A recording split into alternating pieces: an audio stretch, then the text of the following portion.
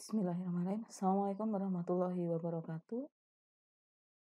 Video kali ini saya akan membahas tentang data warehouse, data mart, ULTP, dan OLAP. Nah, sebelum kita membahas apa itu data mart, ULTP, dan OLAP, kita flashback dulu apa itu data warehouse. Data warehouse itu merupakan database yang berisi data dari beberapa sistem operasional yang terintegrasi, ya, teragregasi, dan terstruktur sehingga dapat digunakan untuk mendukung analisis dan proses pengambilan keputusan bisnis.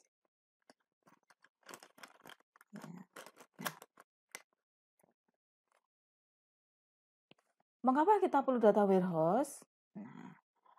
Apakah Anda memiliki data detail di histori untuk tujuan analisa?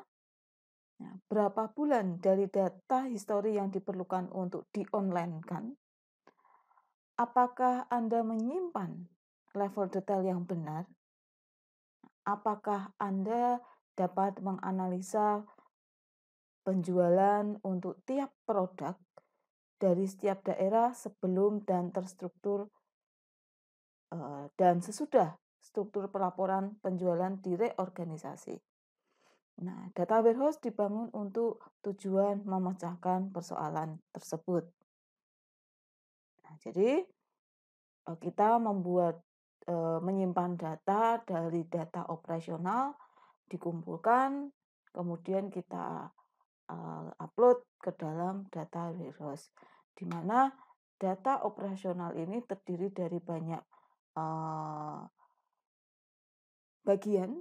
Nah, kemudian dalam skala waktu tertentu diupload ke dalam data warehouse, kemudian diambil, dimanfaatkan untuk diolah untuk menghasilkan informasi.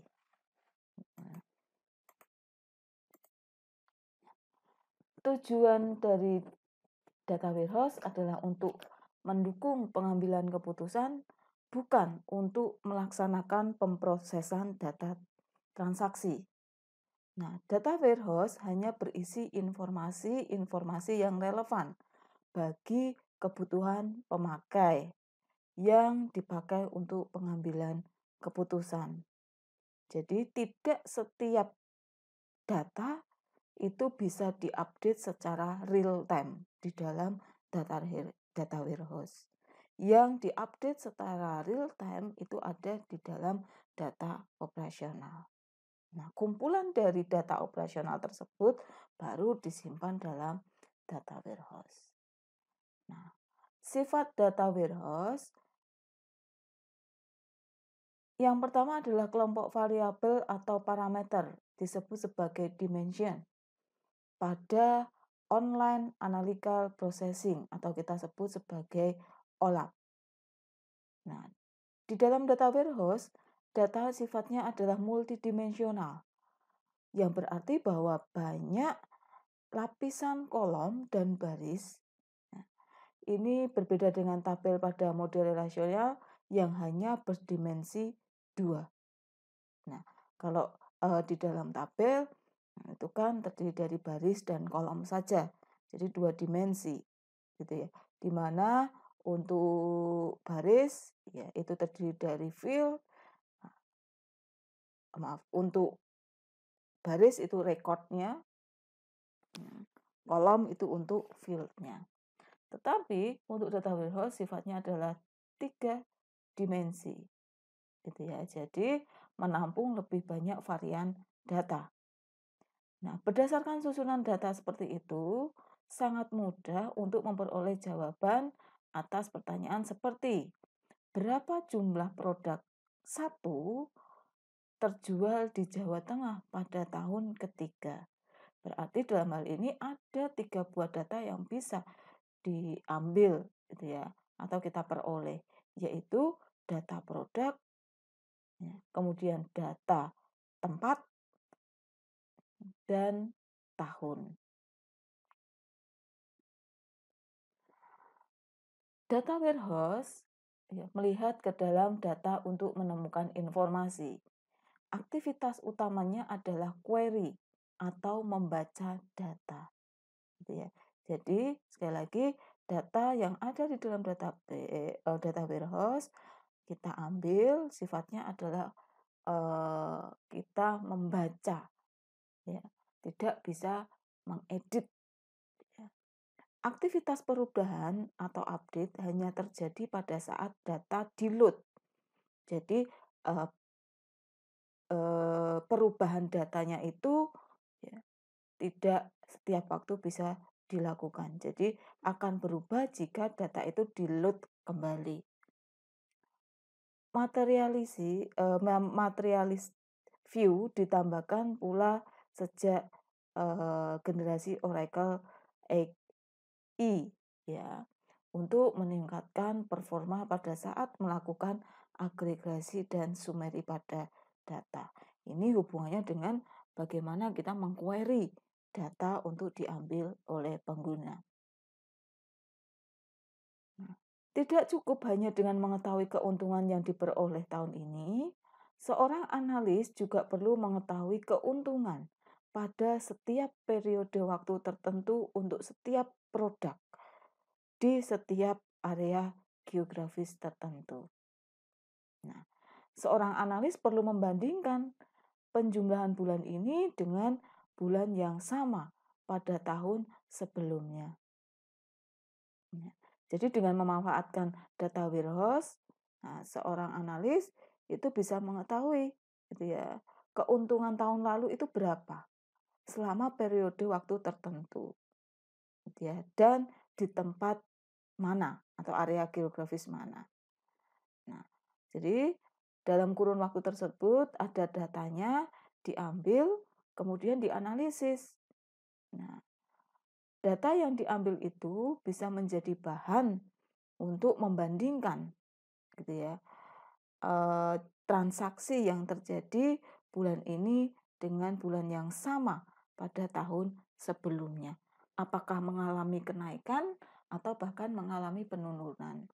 Nah, jika mengalami penurunan, maka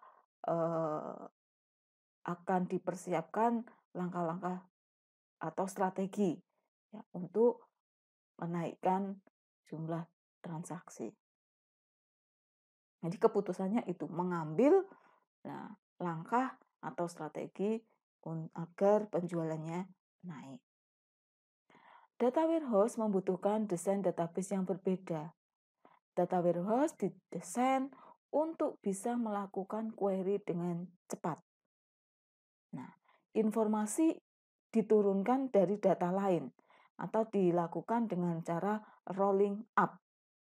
Data untuk dijadikan ringkasan atau diringkas, kemudian dilakukan operasi, kita sebut sebagai drilling down, untuk mendapatkan informasi lebih detail.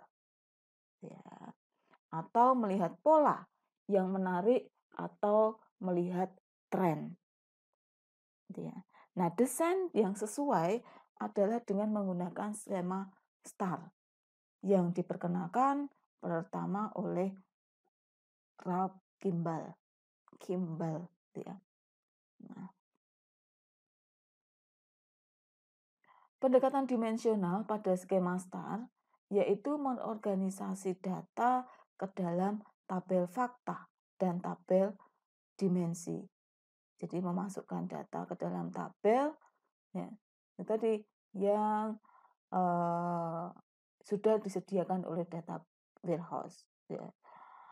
Dimensi-dimensi akan dimensi dalam skema STAR digunakan untuk melakukan analisis ya, dan pengorganisasian data. Desain logika ditampilkan dalam bentuk representasi fisik yang akan mengoptimalkan performansi dan manajemen. Ya. Nah, dalam hal ini, tabel, constant index, dan partisi itu didefinisikan. Ini nanti kita akan praktekkan lebih lanjut ya di dalam pengqueryan data. Ya. Data warehouse itu sebagai sistem terpisah Nah, di sini contohnya mengapa kita perlu mengcopy data dari satu sistem ke sistem lain untuk membangun satu data warehouse. Nah, alasannya adalah sistem operasional itu tidak berisi data history, gitu ya, atau data time series, data yang mengandung dimensi waktu, sehingga data tidak available untuk dianalisa. Ya, pada sistem-sistem yang kita pakai secara operasional yang bisa diedit setiap waktu real time itu tidak berisi data history. Nah, sehingga tidak tidak layak atau tidak available untuk dilakukan analisis. Skema data sistem operasional tidak didesain untuk keperluan query kecerdasan bisnis. Ya, jadi alasan lainnya adalah pengambilan data atau pemanfaatan data itu akan lebih mudah ya jika tipe data yang digunakan itu adalah tipe dimensional yang diunggah ke dalam data warehouse. Nah, data warehouse itu dibangun dari sistem operasional. Jadi membangun data warehouse itu melibatkan eksistensi data dari sistem operasional dikombinasikan dengan informasi tambahan dari pihak ketiga. Nah, mentransformasikannya ke dalam format yang beragam dan di-load ke dalam database. Di video saya sebelumnya sudah saya jelaskan bahwa database itu mengatasi banyak perbedaan data. Nah, misalkan di data operasional A itu jenis kelamin ditentukan LP. Nah, di data sistem operasional B itu P dan W gitu ya. Nah, dari kedua data sistem operasional ini ya, data warehouse menyamakan menjadi satu keseragaman data. Misalkan pria atau L laki-laki, W wanita.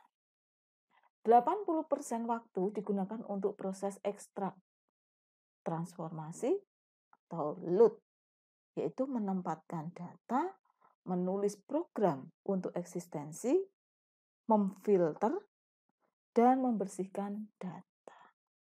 Nah, mentransformasi data ke dalam skema pengkodean standar, kemudian meload data ke dalam data warehouse.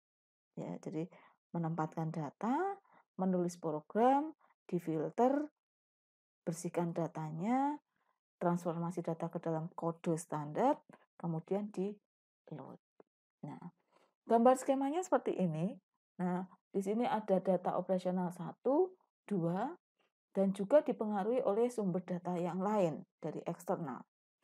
Nah, di-manage oleh data warehouse, kemudian disimpan di dalam data warehouse, dan bisa diambil kembali dan dimanfaatkan oleh banyak kepentingan. Bisa untuk mendukung keputusan, ya, untuk pengelompokan data atau mining, nah, atau OLAP. Nah, di dalam data warehouse kita kenal ada namanya data mart. Nah, data mart ini adalah subjek spesifik atau aplikasi spesifik dari data warehouse yang berisi data untuk satu line bisnis tertentu. Misalkan sistem atau data penjualan atau pemasaran. Jadi line spesifik, data penjualan atau data pemasaran. Data karyawan itu juga masuk ke dalam data mart. Data buku, ya, itu juga masuk ke dalam data mart. Jadi lebih spesifik. Ya.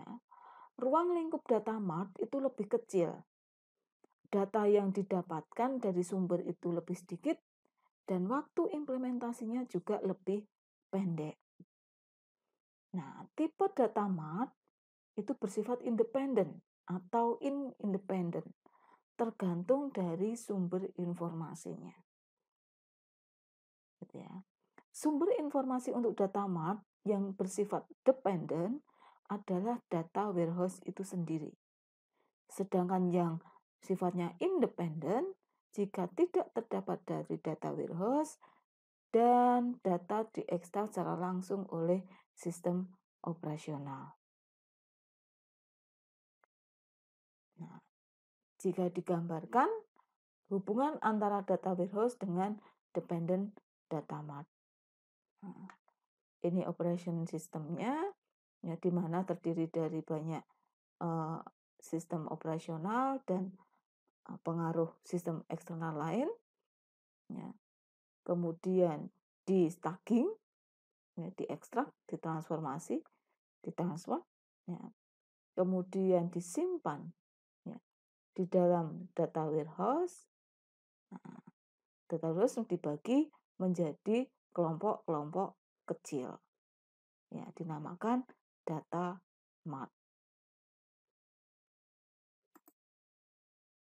Software data mart ada IBM, ada Visual Warehouse, ada Smart Mart ya yang dikeluarkan oleh IBM, Visual Warehouse juga IBM, Power Mart yang dikeluarkan oleh Informatika. Nah, data mart ya, bisa disimpulkan adalah bagian terkecil dari satu data di dalam warehouse. Nah, yang selanjutnya adalah istilah OLTP, Online Transaction Processing. Jadi satu kelas program yang memfasilitasi dan mengatur aplikasi berorientasi transaksi. Nah, khususnya adalah data entry dan transaksi pencarian pada sejumlah industri. Nah, meliputi banking, ya, islands, mail order, ataupun supermarket.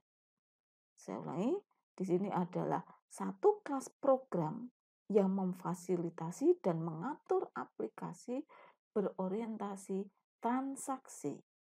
Ya, khususnya adalah data entry dan transaksi pencarian.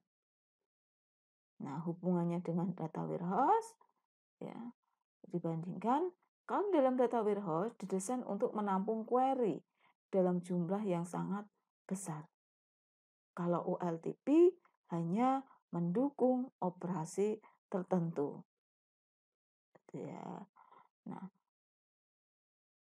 kemudian hubungannya dengan data modification. Nah, pada data warehouse itu diupdate secara reguler, ya, setiap minggu, bahkan atau ada yang setiap hari.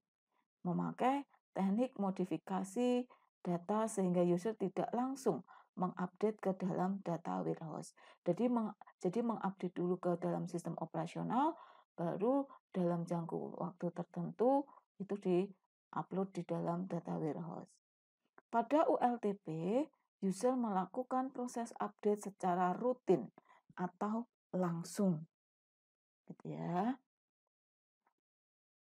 Hubungannya dengan skema desain, di dalam data warehouse biasanya ternormalisasi secara bagian, bahkan dalam keadaan tidak ternormalisasi. Nah, kalau di dalam OLTP harus ternormalisasi penuh. Ya. Ini untuk meningkatkan proses atau untuk memudahkan proses update, insert, delete.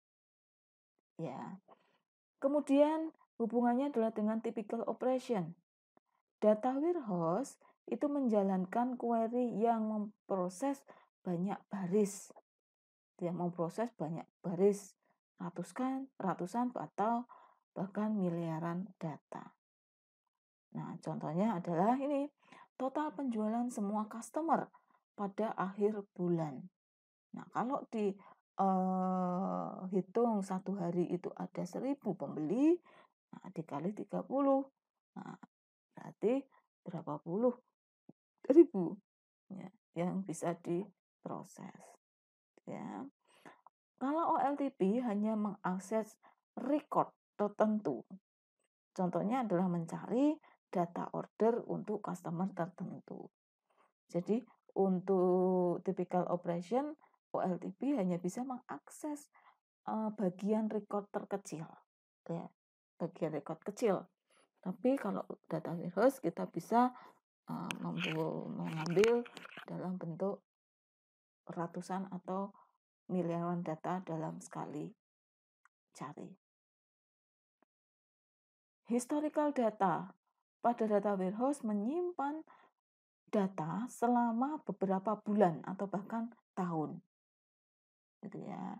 Kalau ULTP hanya menyimpan data beberapa minggu saja atau bulan.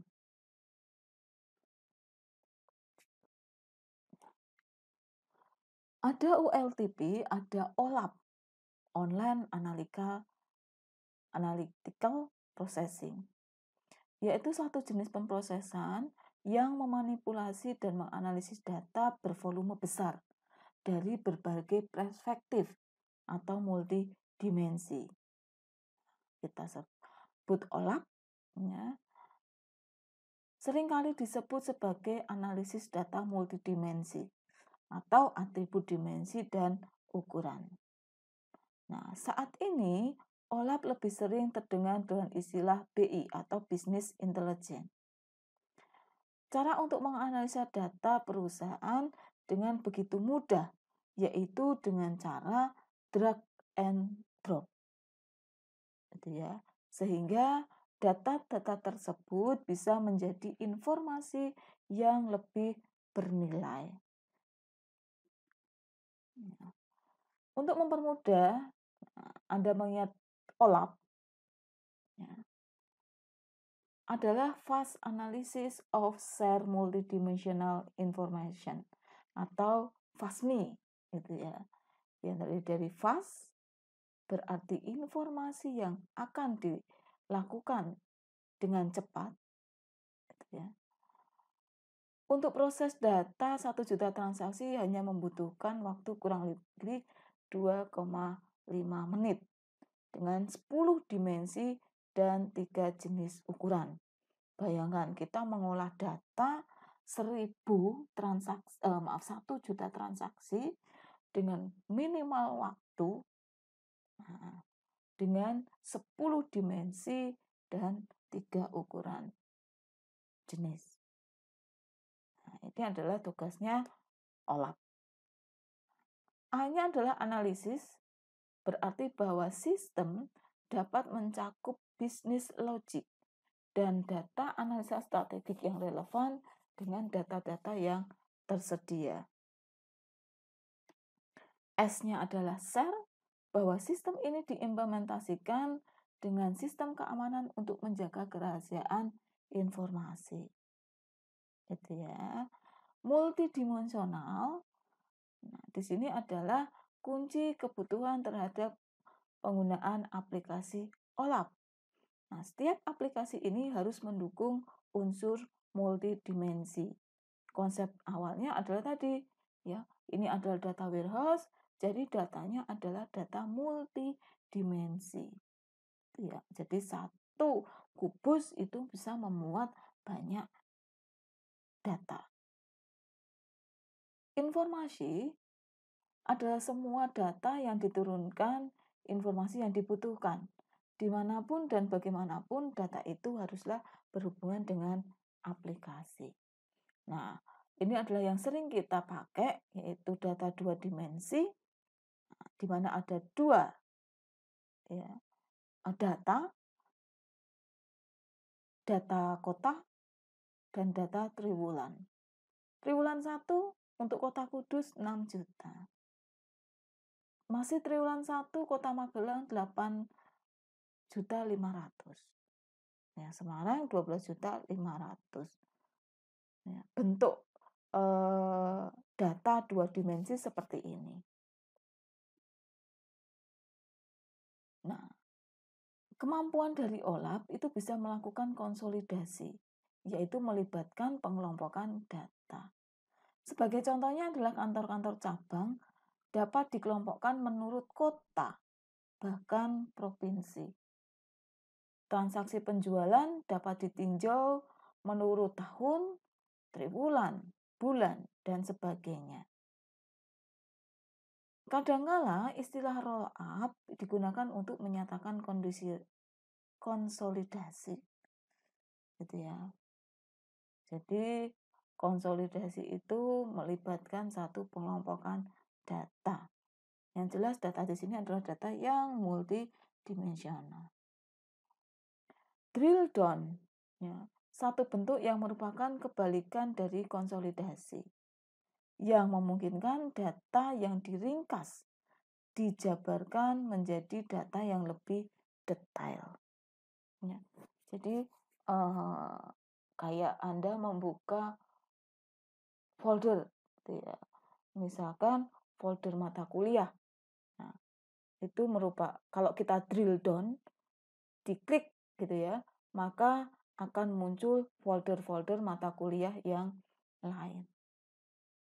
Ya, lebih detail. Mata kuliah basis data, data warehouse, kewirausahaan. Ya.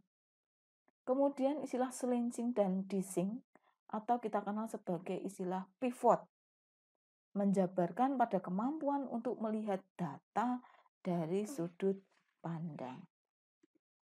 Nah, contoh pivoting data adalah seperti ini. Nah, misalkan ada sirup, kemudian rasa, pendapatan. Sirup biasa itu mempunyai 3 rasa, stroberi, mangga, dan nanas, dan mempunyai pendapatan yang berbeda-beda. Sirup yang kedua itu adalah jenis sirup rendah kalori, juga mempunyai 3 rasa.